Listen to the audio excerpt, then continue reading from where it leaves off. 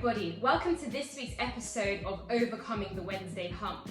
For those of you who are new to these videos, they're designed to do just that, to help you to overcome that midweek feeling when you're halfway through the week, your motivation levels are starting to wane, and you're thinking, how am I going to get through this week? These videos are designed to lift you back up and to help you to keep moving forward in a direction towards your goals and your dreams for the future. Now in today's video, I want to talk about detours. Now this is an important topic because who likes a detour? When you've got a plan and a vision that you have for the future, when you've got a goal, you want to reach that goal. You don't want to be sidetracked, you don't want to experience failure, you don't want to experience a setback. But the reality is that life isn't always plain sailing. It's not always black and white. Sometimes we set a goal or we have a perfect plan for something to happen, but we get totally sidetracked or a curveball comes our way, something happens and things don't pan out as we expected. And this can feel particularly heartbreaking when it's something that you desired so intensely. To give you a personal example, from the age of 15, I decided that I wanted to become a doctor. Now there was a really emotive driving force behind this. I had witnessed the aftermath of a stabbing, and as a young person I was thinking, what can I do to make a difference? And then an idea came to me that if I aspired to become a trauma surgeon, that would give me a platform to go into environments where young men are involved in knife and gun crime in the hope of inspiring them to be and to do better. Because this desire was underpinned by an experience which I'll never forget, an experience which moved me so deeply and gave me a real desire to want to do something. I was glued to this vision. Everything inside of me wanted to become a doctor. It was literally everything I thought about, I dreamt about it. It was all that I wanted to achieve when I was a young girl growing up. However, there were challenges along my journey. First and foremost, I was coming from a very underrepresented background. I didn't have any medics in my family. I grew up in southeast London in Peckham, where it was very uncommon for young people to aspire to become doctors, let alone become doctors. And so there were those challenges I needed to contend against. But I had a lot of support along my journey. I even got a bursary. It's called the A Better Chance bursary, offered by Mill Hill School. And this was a bursary specifically for a student who wanted to study medicine. I was the first recipient of it, and it gave me the opportunity to study at Mill Hill School in northwest London as a boarder for the entire duration of my sixth form education. So I had a lot of support along my journey, and I guess being on a bursary at a boarding school, specifically a bursary for a student who wants to study medicine, and because I was the first recipient of this, perhaps I kind of put a little bit of pressure on myself. Nobody else put that pressure on me, but I put it on myself. When I applied to medical school, I actually got rejected from every single school without a single invitation to interview. And I felt so heartbroken. I felt like my world was closing in on me, because this is everything that I had always desired. This was my dream. This was what I wanted for my future. There was no plan B. This is what I wanted. This is what I was working towards.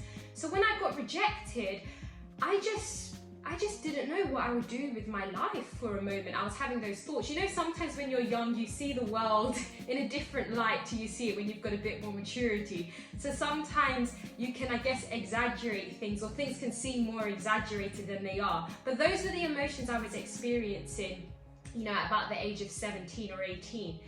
And so I decided that, you know what, I'm going to reapply to medical school.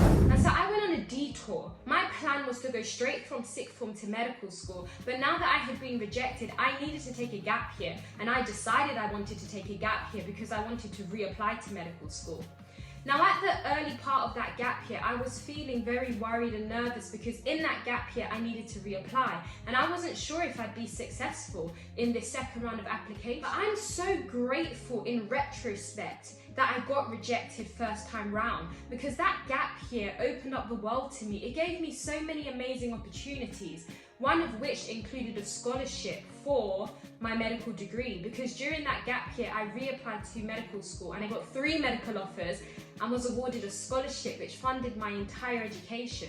During that gap year I travelled, I met amazing people, I had wonderful experiences. It was an amazing opportunity, and it was an opportunity that I was forced to go into because I got rejected from my initial dream of going straight to medical school from sixth form. The reason I'm sharing this with you is because, as I said, sometimes life doesn't always pan out exactly as you hoped it would. Sometimes we go on detours. And going on a detour doesn't mean that you can't reach your end goal. It doesn't mean that you can't reach your destination. It just means that you have to take a different route. And that's okay. Sometimes in life, when we resist the direction that we're traveling in, that puts a lot of pressure on us. It makes us feel stressed. It makes us feel upset. It makes us feel like we don't have any control, and that can actually cause us more harm than good. But when you can learn to flow with the detour, when you can learn to understand that, okay, I'm on a detour, this doesn't mean that my dream is impossible, it just means that it's not going to be created in exactly the way I initially anticipated that it would, but that's okay. When you start to have this adaptable mindset, it allows you to flow. It doesn't mean you don't experience challenges. You do experience challenges, and it still can be painful. Like during my gap year, when I wasn't sure that I had the medical offers, I was still hurting a little bit inside, but I was still able to enjoy the gap year because I was still able to see the beautiful experiences that I was having for what they were. And this is why it's important to have this mentality of flowing with the direction of the tide life is taking you in. Because the issue is, when you're resisting it and when you're only fixated on how you wanted things to be, you can actually start to miss the blessings that are in front of you. You can start to miss the beautiful opportunities that are in front of you because you're so fixated on something else. It's like being in a lecture or even in a movie. If your mind is wandering elsewhere and you're so bothered about other things, you're not going to be able to experience the full beauty of that moment. In fact, you know, we have that saying, be present in the moment. Many people go through life, even I have this experience myself, where you're physically present, but you're not really mentally and emotionally fully present in that moment because you're getting distracted by what needs to be done or this concern or that concern. But when you can learn to practice being present, when you can learn to look at a situation for what it is, to look at the beauty that that situation has in that moment, you actually start to live a much more fulfilled life.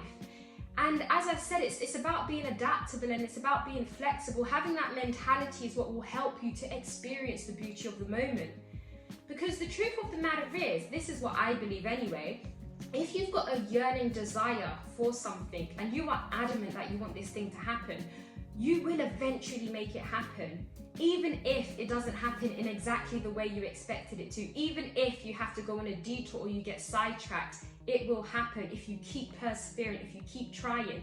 And I'm always inspired when I hear testimonials of medics who said, I got rejected 6 times, 7 times, 8 times, 9 times before I eventually got my medical offer. Because not only is that a demonstration of wonderful resilience and determination, it also comes with an ability for them to be able to relate, even relate to their patients in a different way. Because the reality is, most human beings experience challenges, and actually it's often our challenges that are more relatable to people. If everything is smooth sailing, you start to live a life where people just cannot relate. They're like, okay, it was like that for you, but it's not like that for me. But when you can relate to someone's challenge, when you can say, I also experienced a detour, and these were the principles and the habits that I put in place to help me to get through that period of low. Because that is what life is about. It's about rising back up. It's about experiencing challenges and overcoming. It's about driving forward in the direction that you want to go. It's about not being subdued by the things that happen to us that we don't have control over, or the things that happened to us that weren't exactly as we had anticipated or hoped. So that's my message for you today. I want to encourage you not to despise your detours. I want to encourage you to step back and to look at the situation that you're in and to ask yourself, what is the beauty that I can actually see in this current moment and this current experience? Because if you don't adopt that mentality, you're resisting your life, you're resisting the direction that you're flowing in, and that makes you feel very uncomfortable inside. It makes you feel agitated, it makes you feel anxious, it can even make you feel depressed. But when you just learn to flow with it, when you learn to be in harmony with the direction that your life is flowing in, it's a peaceful place to be in. And it doesn't mean that everything is perfect, because of course you have your dream and you don't feel like it's being realized exactly how you want it to be realized.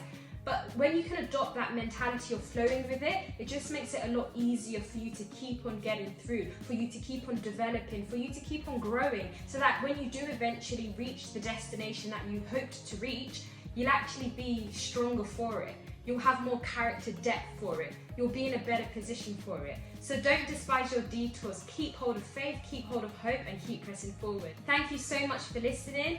Please feel free to like, subscribe, and follow me on Instagram. See you guys next time.